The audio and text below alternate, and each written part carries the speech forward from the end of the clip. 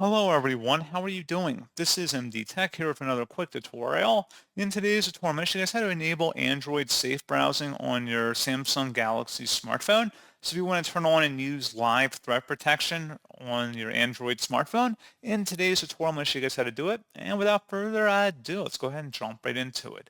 All you have to do is swipe up on your home screen and select the Settings Gear button, and then scroll down and select the Security and Privacy tile. And then you want to scroll down again underneath Other Settings and select More Security and Privacy. And then scroll down a little bit more and then select the Android Safe Browsing tile. And then scroll down again where it says Use Live Threat Protection, the latest version of safe browsing with more accurate threat detection. If you want to toggle that on or off, just click inside the oval one time in order to toggle between the on and off option.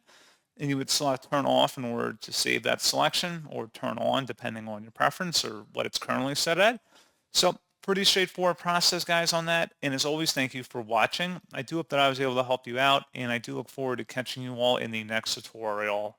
Goodbye.